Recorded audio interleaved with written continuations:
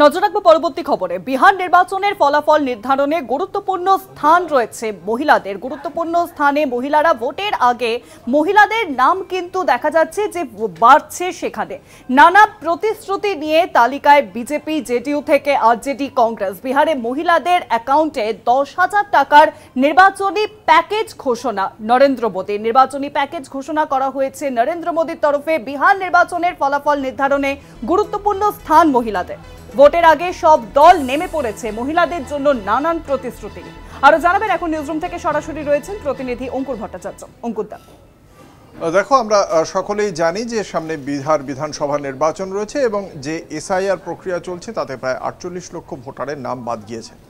বিহারের ভোটের আমরা ট্র্যাডিশন দেখি, সেই ট্র্যাডিশনে 2010 ও 2015 এবং 2020 এই তিনটি বিধানসভা নির্বাচনে দেখা গিয়েছে যে পুরুষদের তুলনায় মহিলাদের যে ভোটের যে শতাংশ, সেই শতাংশটা অনেকটা বেশি।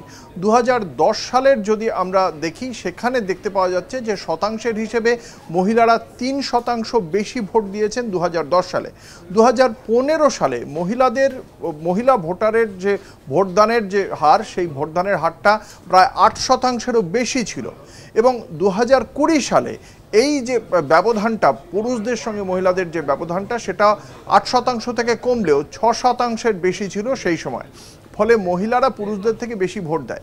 এবার যদি দেখি আমরা এবারের ভোটে, সেই কারণেই প্রত্যেকটি রাজনৈতিক দলই মহিলাদের ওপর বেশি নজর দিয়েছে।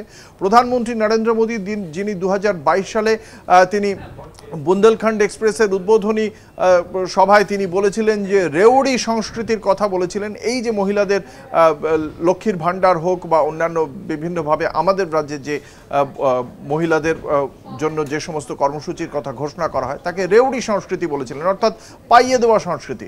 সেই জায়গা থেকে তিনিও এবার বলেছেন যে 10,000 টাকা করে মহিলাদের অ্যাকাউন্টে যাবে।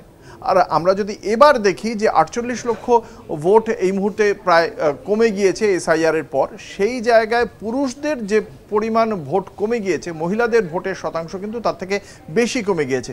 পুরুষদের ভোটের শতাংশ কমে গিয়েছে এবার 3.8% এই নতুন এসআইআরের পর।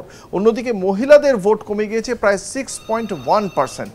ফলে এই যে মহিলাদের ভোটটা যে বেশি শতাংশ কমে গেল পুরুষদের তুলনায়, সেটা আগামী দিনে বিহার বিধানসভা নির্বাচনের জন্য অত্যন্ত তাৎপর্যপূর্ণ হবে বলেই মনে করছেন ওয়াকিবহাল রাজনৈতিক মহল।